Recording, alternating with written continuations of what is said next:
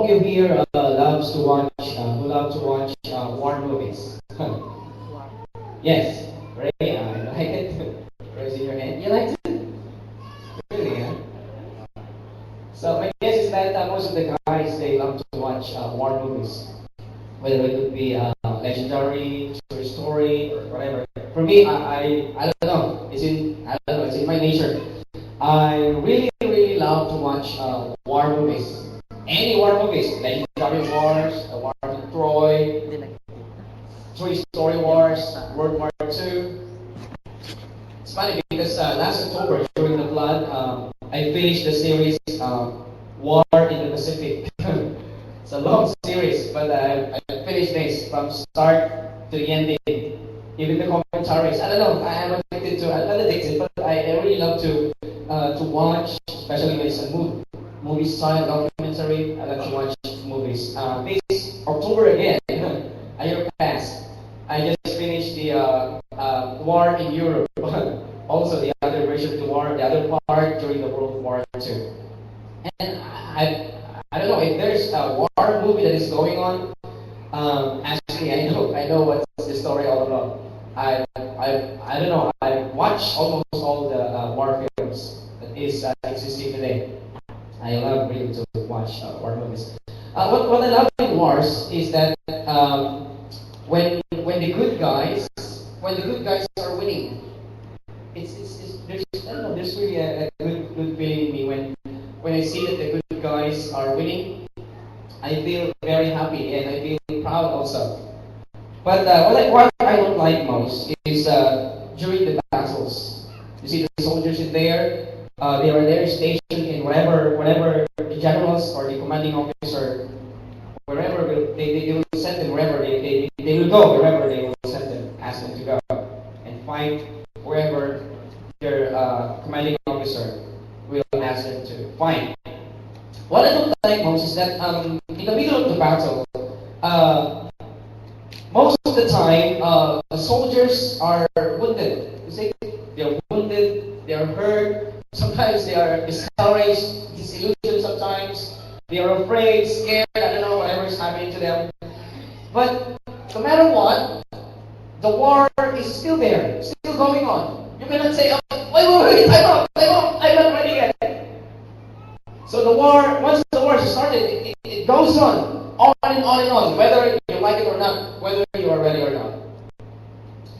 I've been reading this war story in the Bible, the story of Gideon. I've been hearing about it, I've read about it, but this morning, early in the morning, I tried to meditate upon this war and try to relate this in our lives.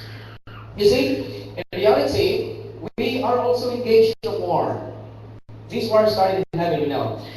And right now, the war is almost over. So we know that the victory is certain because Christ already gained the victory in the cross. But like the Nazis, like the soldiers of Japan, when Hitler already killed himself, they never surrendered. They took their last battle until the last man. They fought until the last man. So as a result, many soldiers of the Allied forces were dead, killed, wounded. So the same thing as now. The enemy is not frustrated. What's the term? The enemy is frustrated. Is that a term? Yeah. Okay. Desperate. Yes. In his desperate effort, he still he's still hoping that the victory will be his. Though the victory is won at the cross when Jesus died. So as I said, whether you like it or not, you are part of this war. And the sad news is, in real war, World War II, whatever war it is, most of the soldiers are guys. But this war in life, the battle of life that we are fighting, all of you are involved. Ladies, mothers, grandparents, kids, you are enlisted to join this war once you accepted Jesus Christ. Kids, guys, the girls, all of us, whether you are a teacher, a rich man, a poor man, a middle man, whatever your station is, your situation is, you are engaged in this war. When you believe Jesus Christ is Lord, you will follow Him as your commanding officer. Right? The sad thing is, this war is on, whether you like it or not. Sometimes you are sick, but the war must go on. Whether you are pregnant, and this, and where are you? You are pregnant, you will deliver a baby, the war is still going on. You are discouraged, you are broke, you have problems, you are, whatever your situation is, the war is going on, and you can't stop it. You can say, time out. Lord, time out, time out. You cannot say that. The war is on. So, it is wise to heed to this message that the Lord is giving us today, the experience of Gideon and his army. It's a very wonderful story. I just dig deeper just today. I've been reading about it, as I've said, but I dug deeper today. It is very wonderful. It's lessons for us to learn. Can we open it now? Gideon's victory. So this story is recorded in the book of Judges. If you have your Bibles with you, open it in Judges 6, 7, and 8. We start from verse 6. You can see the narration, the narrative of the story in there about Gideon and his army. So before we go to the story itself, let's look at the book of Judges as a whole itself. In the Bible, we can see this reality. The cycle of sin in Judges. First, there's peace in Israel, right? And the people are happy, they prosper. And after that, because of their prosperity, they tend to forget God and do evil things in the eyes of the Lord. They become evil. And as a result, God will punish them and will enslave them from other countries. And so, as a result of slavery, they will feel their need of the Lord. And they will cry to the Lord, and Lord, please save us. Our merciful God comes on the rescue. It's a cycle. God raises up a judge. And then Israel is delivered from the oppressive country. And then they go back in peace. And after that, it's going on and on. They will forget the Lord again. Even in the Old Testament, we can see this pattern. You see, the people went to Egypt. The people are happy. The family of Joseph, they reproduce. And because of their prosperity in the land of Goshen, they stayed in the most fertile land. Remember, they tend to forget God and worship other gods. And as a result, God will allow them to be enslaved. And when they are in slavery, in hardship, they will remember God. They will go to God, God, please save us. And God will raise a man, a leader, to save them. And they will be saved, and there's prosperity again, and the cycle goes on. And even in the following stories, you can recall the time of Samson, right? They were taken captive again because they forget God. And as a result, they were enslaved, they were oppressed by the Hittites, and God raised another child, Samson. That's the cycle. It goes on and on and on. So I think that also applies in our lives. Sometimes when we are prosperous, when everything is okay, we tend to forget God. We tend to relax in our faith. And as a result, God, the term punishes is, I think, God disciplines us. God allows afflictions, hardships, poverty to come to us, that we might realize our need of Him. Cycle of life. So let's see the background, a little background of Gideon's army. So the setting is after it's been 20 years. Remember the oppressors and Jael killed the head of these oppressors, and they were free. So they enjoyed 40 years of rest. Wow, 40 long years, no war, no oppression. They are free, and as a result, they become prosperous and they tend to forget God. What happened? Judges chapter 6 verse 1. You see the story. So after 40 years of prosperity, the Israelites, as I said, they follow the cycle again. Chapter 6 verse 1. The Israelites did what was evil in the sight of the Lord, and the Lord gave them into the hand of the Midian 7 years. The hand of Midian prevailed over Israel, and because because of Midian, the Israelites provided for themselves hiding places in the mountains, caves, and strongholds. You see? This is what happened. Verse 3, for whenever the Israelites put in sea, the Midianites and the Amalekites and the people of the east would come up against them. They would encamp against them and destroy the produce of the land as far as the neighborhood of Gaza, and leave no sustenance in the Israel, and no sheep or ox or donkey. You see what's happening? Because of their stupidity. When they plant something in the field, the Amalekites, the Midianites will come and surround their camp and destroy all their plants and everything, the animals and the livelihood. As a result, these Israelites, they suffered poverty. They became very, very poor. They lacked food and everything. As a result, they hide in caves. You see? From being so prosperous to cavemen. Imagine living in a cave. It's difficult. So that's the lives. So because of that, again, just following the cycle, they remember the Lord. Said, Lord, please save us. For 7 long years, they were living in the caves. If you have babies, you have children, and everything. So imagine, during their prosperous years, they can eat whatever they want, they can wear whatever clothes they want, and all of a sudden, here comes the Amalekites, and they enslave you. You cannot plant, you cannot produce anything. All you have to do is to hide in caves. And your children will ask you, where are my nice clothes? Where are the delicious food? So remember, imagine the adjustment of the Israelites from prosperous nation to very, very poor nation. So that's why in their affliction, they cry to the Lord. And the Lord, as I have said, in His mercy, answered them and called Gideon. Gideon, I commissioning you to save my people, the Israelites, from the hand of the Amalekites and the Midianites. And Gideon, belonging to the land of the tribe of Manasseh. The tribe of Manasseh is the poorest, the smallest tribe. And the family of Gideon is one of the least families during that time.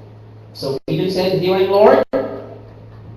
And so God asked Gideon to gather army to fight the Amalekites and the Midianites.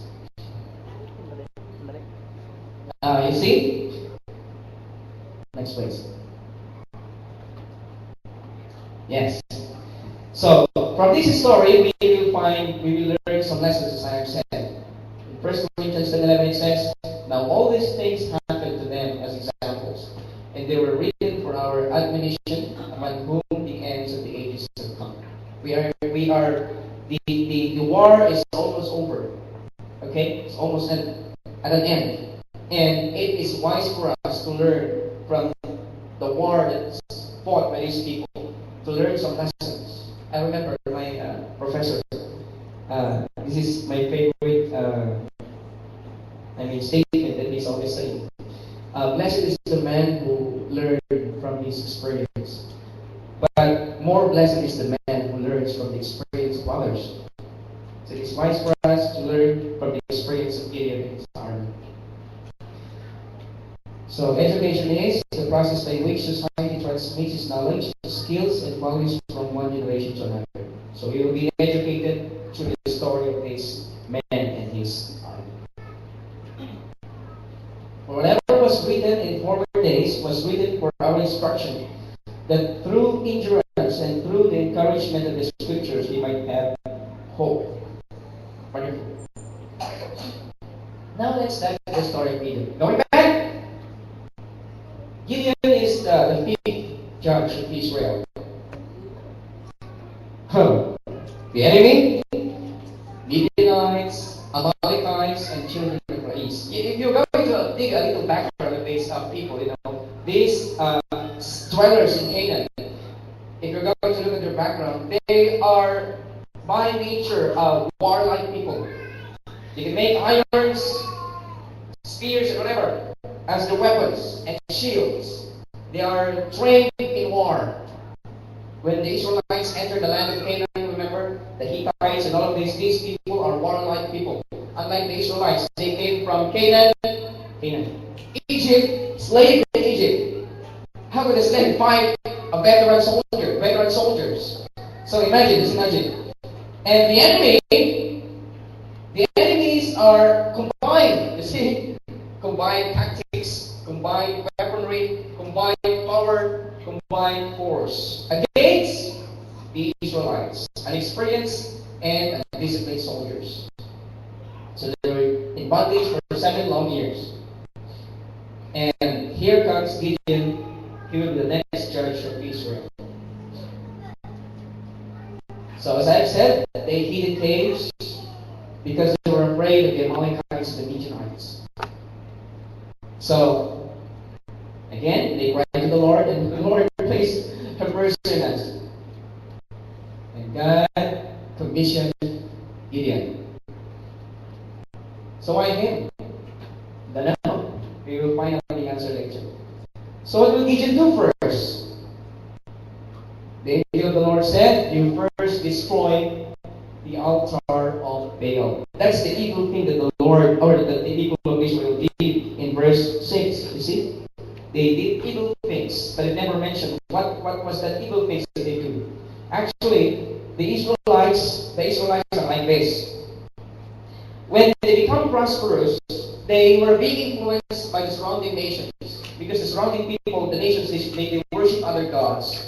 And one of the most popular gods in land of Canaan, the Amalekites, the Midianites, the Hittites are worshiping, is Baal. Remember the story of the queen, the evil queen? Jezebel? They worship Baal, right? And they kill the people who don't worship Baal. Who is Baal? Basically, Baal is a storm god. Remember, Elijah challenged Baal.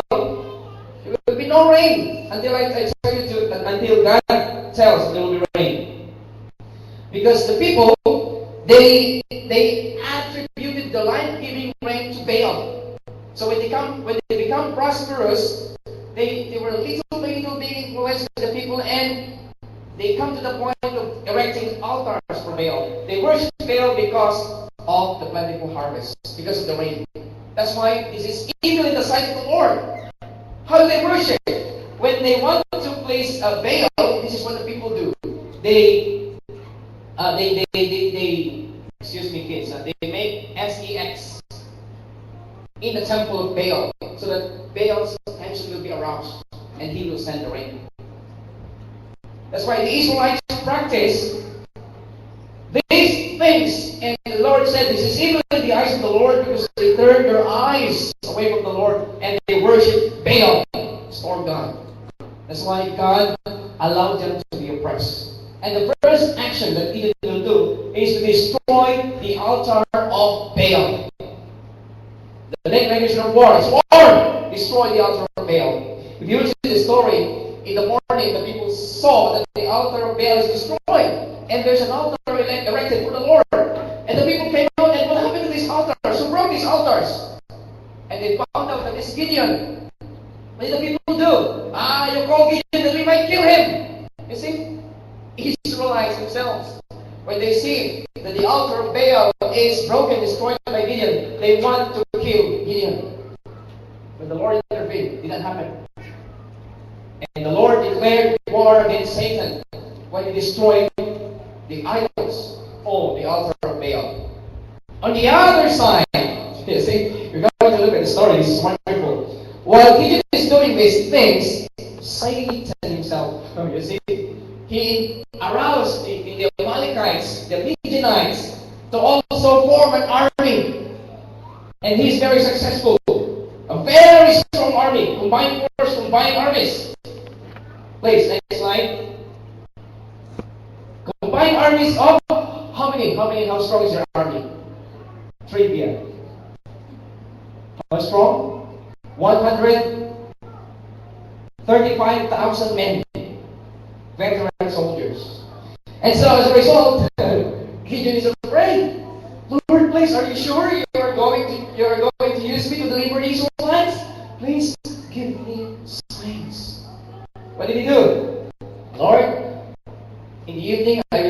this place, it's like this. This wool is this one. It's a wool. It's a wool coat actually made from wool or other skins animals. So Gideon said, "I will place this coat outside, and let it be a sign, Lord, that when I see this in the morning, it's all wet with dew, and the ground is dry." In the morning, Gideon checked the coat, and really, it's really wet, but the ground is dry. And again, Gideon said, "Lord, I'm still afraid. I'm not really sure. Please give me another sign." And what's the second sign that Gideon asked? It's the reverse. "Lord, I will put this coat again outside, and let it be that this coat will be very dry in the morning while the ground is very wet." And so in the morning, Gideon checked the coat, and it happened. The coat is very dry while the ground is very wet. And so Gideon said, "Okay, I will sound the trumpet." Wonderful call. How many soldiers responded to the call? Kids, how many? How many? Okay. We are not prepared, but the battle is going on. Next. Gideon raised an army of 32,000 men. Okay. That's many. Imagine how many of us here? Not even 100, but we're many already. So he raised recruited soldiers of 10,000 men. But God said, "Gideon, that's too many. If you win the war, the people will say, because we are too many, that's why you won the war." Next. If you're going to compute, actually, their number is not yet many. Their enemy is 135,000 against 32,000. The ratio is 4:1. So that means every one Israelite soldier will have to kill 4 Amalekite soldiers.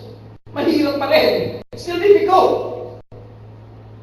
Still difficult. Noting that these Amalekites and Midianites are experienced soldiers. But the Lord said, "Gideon, this is too many. Tell the people, whoever is afraid and trembling, be honest. Let them go home." If you were Gideon, are you going to make the announcement? If I were Gideon, I would keep the men. I have a better chance. 1:4, I have a chance. 25%. Right? But Gideon said, with a heavy heart, he said, "Men, those of you who are afraid, the workplace, you can go if you want to go.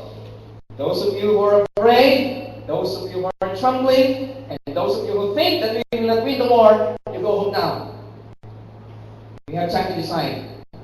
So maybe Gideon said, "You have 1 minute, 2 minutes, decide now." As a result, if you are the general, you will be disheartened. 22,000 men left. Honestly, goodness, they left.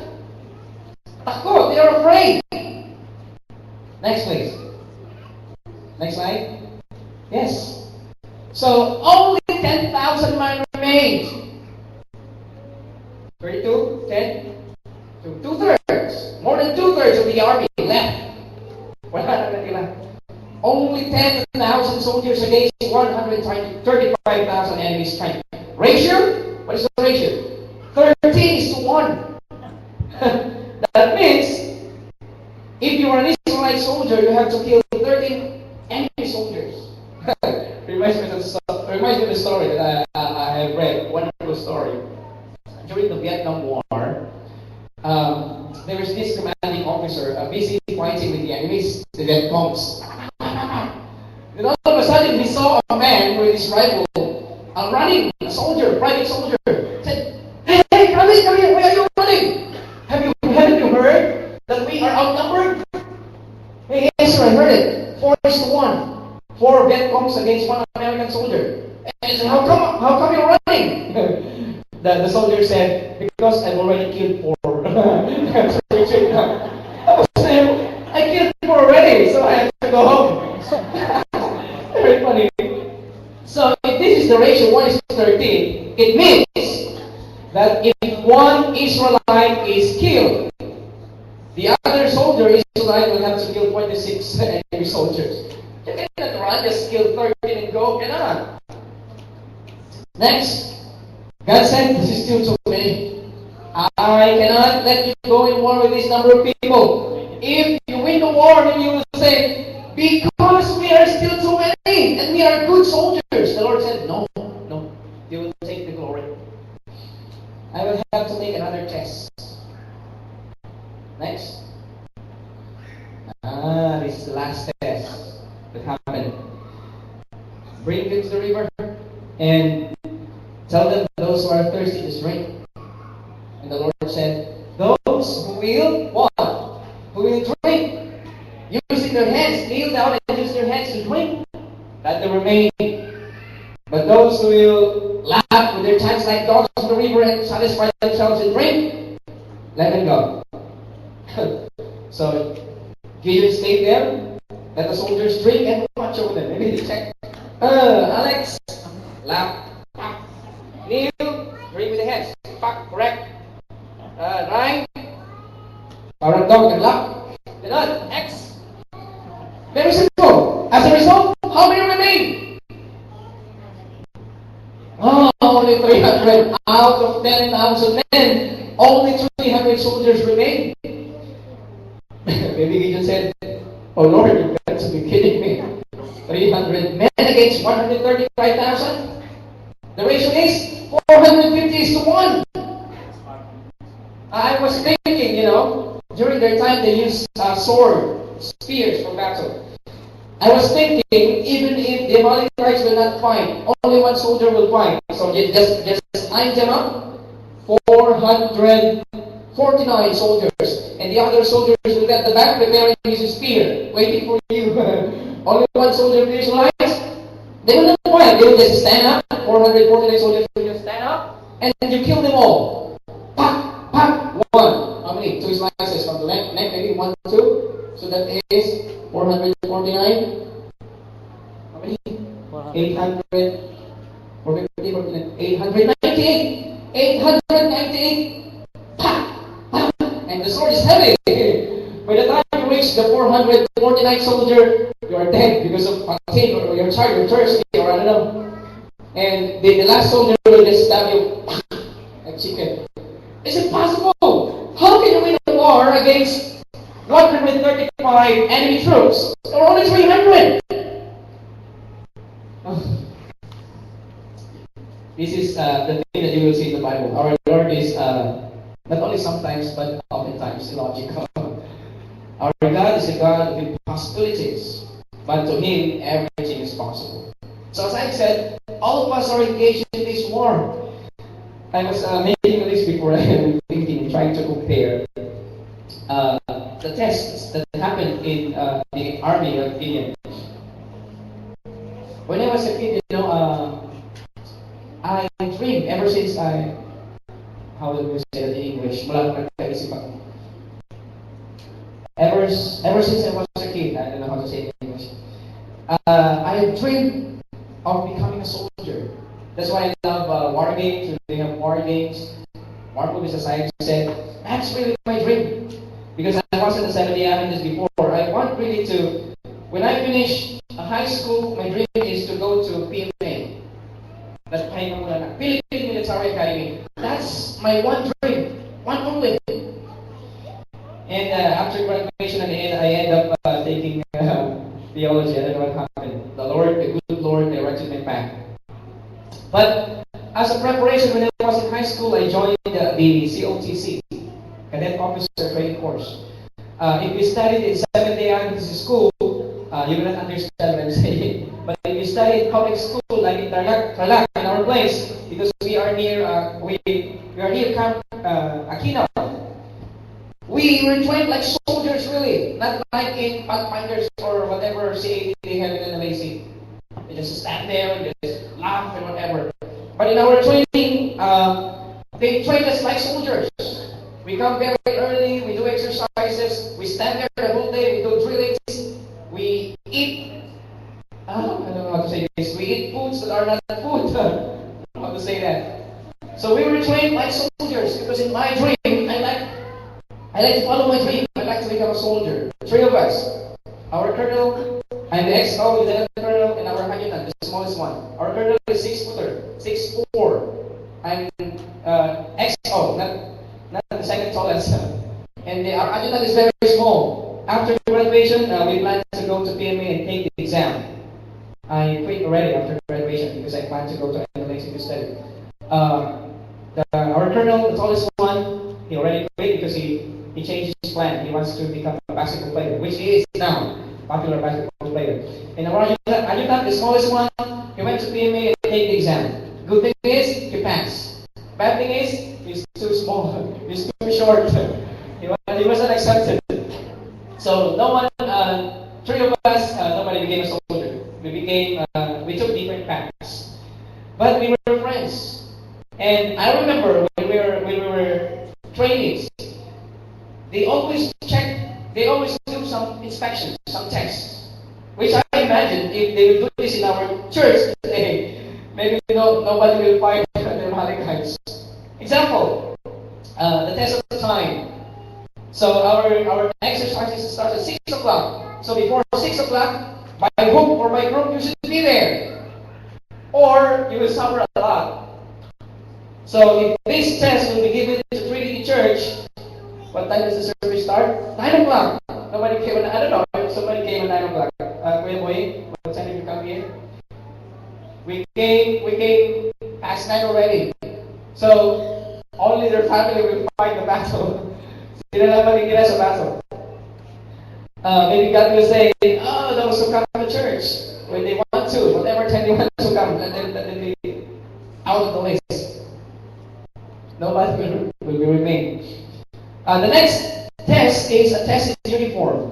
Of course, all your gears, your uniform should be well pressed. Your apparatuses should be shined, well shined. Your boots should be shined.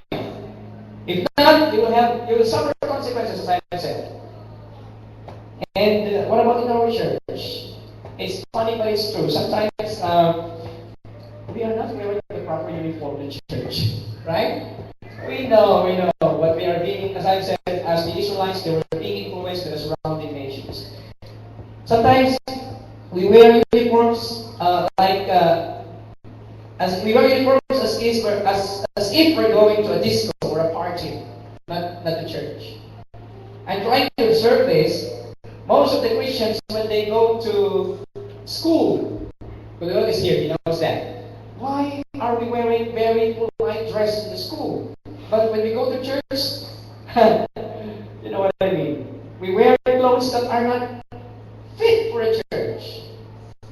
Yes, my thinking. Maybe if Gideon will be here and check the checklist, not included. X. No one will fight the battle. The next one is a weapon test. So as soldiers, when we were trainees, we carry the wooden rifle. You can use that. Just put some how do you call it? The round metal. We call it bolitas in Tagalog. How do you say in English? What's the English of that one? Again? Bearing. The small one. Okay, you can use it and shoot the enemies. So your weapon should be always in condition. Should be clean. It should be everything should be ready to fire. So what about us? If Gideon will come here and inspect us and check us, is our weapon with us? If it is with us, is it ready? Is it in here? Okay? Just something. Okay. But anyhow, your perspective, my perspective will be changed if we come to the understanding that you and me are in battle. Wala na kayong ibang asahan. You cannot rely on anybody else than your commanding officer and your buddies. If we understand this, we will change perspectives. Sometimes we see a brother not coming to church anymore. If we understand that he is in a battle, he also has weaknesses. He is also in his weakest point. But the battle must go on, must go on. What shall we do? We have to encourage him, right? The brother is sick in the middle of the battle. If you will not take care of him, he will die. Enemy troops will shoot him dead. Our duty as fellow soldiers and fellow warriors in the battle of life is to take care of our bodies. If we have this thinking, we will change perspective. Next, 450 against 1. Impossible. But the Lord said, this is the right army. Gideon, go with 300 men. I will deliver you from the hand of the Amalekites and the Midianites. But President Rabbi says, by the simplest means, character is often tested. Those who in time of peril were intent upon supplying their own wants were not the men to be trusted in an emergency. The Lord has no place in His word for the indolent and self-indulgent.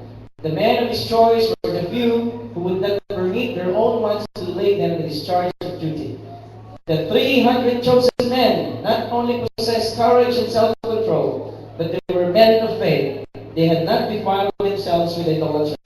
God could direct them, and through them He would work deliverance for Israel. Success does not depend upon numbers. God can deliver by few as well as by many. He is honored by so much. He is honored not so much by the great numbers as by the character of those who serve Him. Sam said, if some tests will be conducted, maybe no one in this church will find for Gideon's army. But the situation now is different. Whether we like it or not, when we join the army of God, we must fight the battle.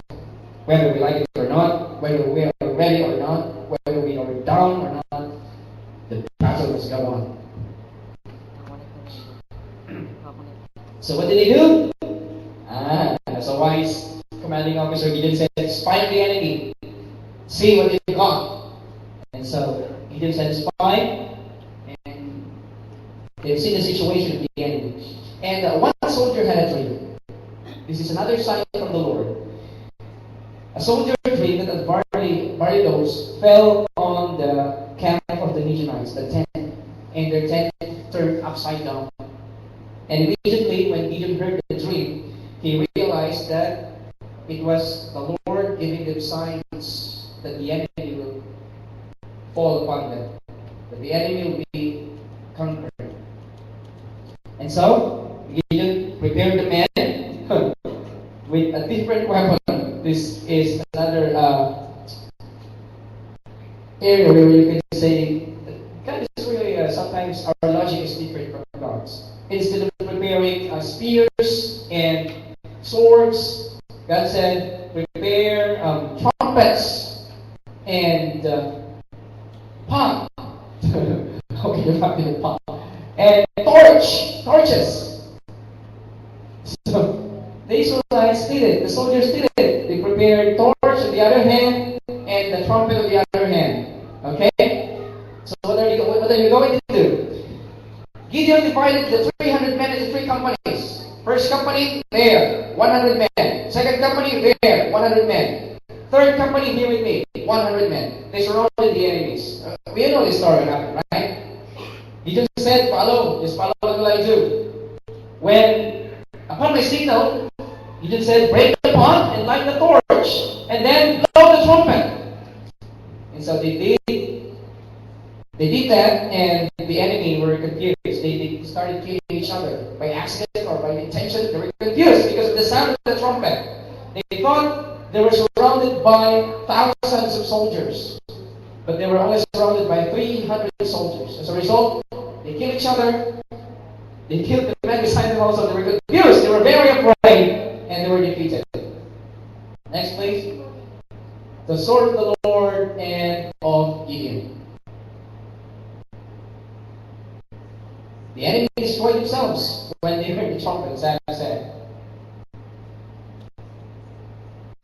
They fled, and the rest of the army of Israel cut them off at the Jordan. Gideon's victory could be ours. Remember, we are in the battle. But Gideon's victory has many struggles. Let's check them and relate it in our lives. struggles of Gideon. Number one is trusting God. As I've said, God's logic is different from ours. Sometimes we depend only on our thinking, on our understanding, education, whatever, wisdom. But the Lord's wisdom is way far, far from ours. So, one struggle is trusting God. When we are in the battle, when we are down, especially when sometimes we want to give up. Have you experienced that in your life? You want to stop. You want to pause the world. You want to stop the battle. You want to give up. So you're in trouble of trusting the Lord. Sometimes you ask, if you have many ifs in our lives, if Lord, if you only give me if next. Sometimes we ask the Lord, but we reason to the Lord our thoughts in lives. Lord, you ask me to go there, but I have this, I have many reasons. Sometimes we ask the Lord, why? Why, Lord? Why are you allowing this to happen? Lord, where? Sometimes we ask those questions. You have to be like Gideon. Sometimes we think of our own understanding, based in our own thinking, ideas, but we often forget that the Lord is there. The Lord of Eden is there. Our Lord is there. Lack of faith and obedience. Sometimes it happens to us. Next. Trusting God. Sometimes we forget or we do not place our full trust in God. Lord, I will only serve you. I will only obey you if I will only come to this. I will only do that if. Next. Sometimes we have problems, nagging life. So we question God. So how did Paul endure this struggle? Walk by faith and not by sight. Remember, point number one, you walk by faith, not by sight. Because what you see is very different from what God sees. You just see the beginning. You cannot see the end. But God sees the beginning to the end. And so, you must walk by faith and not by sight. When you are down, whatever is happening to you, still trust the Lord. Walk by faith, not by sight. Remember that. Have faith. Next struggle of Gideon is inferiority. Lord, why me? I'm the weakest man. I'm not qualified. When God calls you to serve, sometimes you feel inferior. Lord, wala naman akong talent. Bakit ako yung nasa Sabbath School Superintendent? Why did you assign me to be the elder, to be the deacon, to do this, to do that? I am not qualified, Lord. Gideon felt unqualified. Sometimes you feel that way. Why me? And so why have you chosen me? Felt he could not do the job. Because we see on our weaknesses. Inferiority. I am not qualified. God says, I will be with you. Gideon said, Lord, I am not qualified. I cannot do this. God said, I will be with you. Matthew 28:20, the Lord saying, I am with you always, even to the end of time. I can do all things through Christ who strengthens me. Paul said. Already,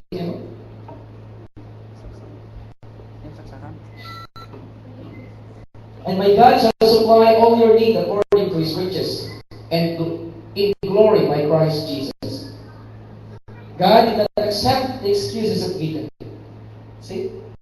When you say when the Lord calls you to serve Him in any way, God will say, that's not your excuse. I can make you do the job. Next. If you cannot, you serve a God who can. Don't forget that. If our strength, our money, our mind, our wisdom cannot, we serve a Lord or a God who can. And we have such trust through Christ to our God. Not that we are sufficient of ourselves to think of anything as being from ourselves, but our sufficiency is from God. Struggles of Gideon number 3, fear. Who will not fear an army of 135,000? We have fears in life. We fear the future. What will happen? What will happen to my kids? How can they get education? What will be my job? How can I get another job? We have lots of fears. What will happen to my health? What will happen to my mom, my dad? They will get old. They will die. Who will support me? We have many fears in lives. Right? When I go back to the Philippines, what will be my job? What do I do? In Thailand, I lost a job. I lost a job because I obeyed the Lord. Or sometimes we think, how can I obey the Lord? I will lose the job. We have fears. And Satan loves to do that. So entice the fear in us so that we will not obey the Lord. Gideon was scared, of course. Who will not? Of those close to him. You see? Sometimes we as church members, sometimes we are scared of those who are fellow members, fellow Israelites. Why? Because sometimes when we do right, our fellow soldiers will oppress us or say something against us. So we are scared of many things, of many people, even our friends. Of the Midianites, of the enemy. We are scared. But he was willing to serve God. That's the point.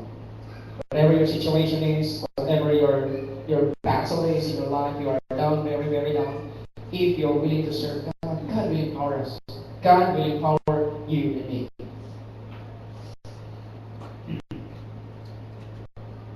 At times we are afraid. They will use the Spirit to stop us. For God has not given us a spirit of fear, but of power and of love and of a sound mind. 2 Timothy. So, you as soldiers, me as soldier, should not have fear, because God has not given us a spirit of fear, but of power. Paul had fear. Acts 18 verse 5. He has fear in his ministry also. Fear was overcome by obedience. My favorite motto. Obey first before you complain. But sometimes we complain, never obey. That's as Christians. That's why we're learning from the story of Gideon. Obey first before you complain. Because fear is overcome by obedience. You have many questions, obey first. And the Lord has many promises in the Bible. If you seek first, obey me first, I will provide everything you need. But sometimes we say, Lord, provide everything I need and I will obey you. we change God's logic sometimes, right? If I go to Thailand and have a good job, I will serve Trinity Church. If Trinity will hire me and give me a high salary, I will serve Trinity Church. Sometimes we change God's logic. But God said, obey first before you complain. How can you complain if you obeyed already? That's the point. Obedience is the key. But sometimes we are hard-headed. It's our nature. That's our nature as men, because we are made from the pot. You see? That's why God told them to use the pot. And inside the pot is the torch. What does it mean? This pot symbolizes our body, our nature. We are made from soil. We are pots, like the clay. And what did the soldiers do? They break the pot and lit the torches. What does this torch symbolize? This torch symbolizes the Holy Spirit. How can this Holy Spirit work in our lives if we break this nature that we have? Sinful, selfish, disobedient, hard-headed nature. We break this pot, we break this clay, we break this nature, and the Holy Spirit will shine like the torch. Amen? And they use also the trumpet. Why trumpet? Have you ever asked that? Why they use trumpet instead of sword? Light and sword. Better, right? Why light and trumpet? This trumpet symbolizes a call for unity. We have many activities in our church. Local church, sports fest, many things. Whenever the trumpet is blown, we should come and unite. And we can do the job. Simple logic. And the sword of God, they use the sword of God. This is the sword of God. We rely on God's word, God's promises, and we will conquer. We will be successful. Whatever our project is, whatever our program is, if we hear the trumpet, we come. If you hear the trumpet, you have many reasons, you go.